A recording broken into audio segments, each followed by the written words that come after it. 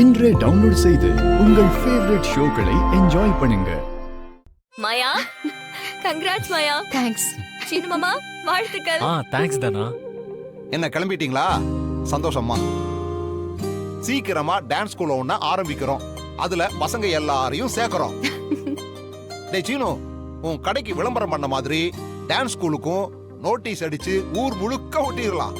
அப்பதான் ஊர்ல இருக்கிற குழந்தைங்க எல்லாரையும் கொண்டு வந்து சேர்ப்பாங்க. அதுக்கு என்ன மாமா, தாராளமா பண்ணிடலாம். ஆ, ஆ, ஆ. நல்ல நேரமா இருக்கு, போய் பணத்தை கொடுத்துட்டு வந்துருங்க. சரிங்க பாட்டி. சிதம்பரம் ஐயா தான் கூப்பிடுறாரு, எதுக்குன்னு தெரியும்.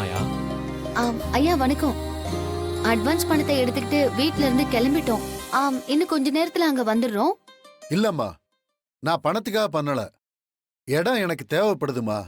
உங்களுக்கு இடம் கொடுக்கற எண்ணம் எனக்கு இல்லம்மா. அதனால நீங்க வேற ஒரு இடத்த பாத்துக்கங்க. என்ன சொல்றீங்க? நேத்து தானே அந்த இடத்த தரேன்னு சொன்னீங்க, இப்ப முடியாதுன்னு சொல்றீங்க. எதனால அப்படி சொல்றீங்க?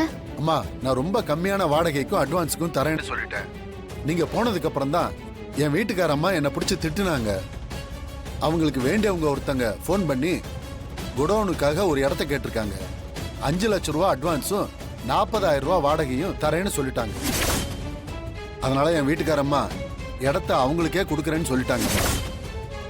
தப்பா நினைச்சுக்காதீங்க, நீங்க வேற ஒரு இடம் பாத்துக்கங்க. ஐயா அவசரப்படாதீங்க ஐயா, எங்களுக்கு இடம் பிடிச்சிருக்கு. இடம் தெப்ப குளத்தை ஒட்டி இருக்கு.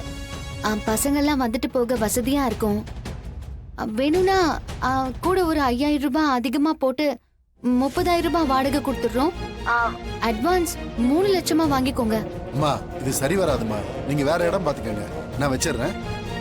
ஐயா என்னாச்சு மாயா, என்ன சொன்னாரு? வேற யாரோ குடோனுக்கு இடம் கேட்டாங்களாம். அதோட டபுள் மடங்கா நம்மளை விட அட்வான்ஸும் வாடகையும் கொடுக்கறேன்னு சொன்னாங்களாம். அதனால அவங்களுக்கு கொடுக்கறேன்னு ஒத்துக்கிட்டாராம். இப்போ நமக்கு அந்த இடம் இல்லைன்னு சொல்லிட்டாரு.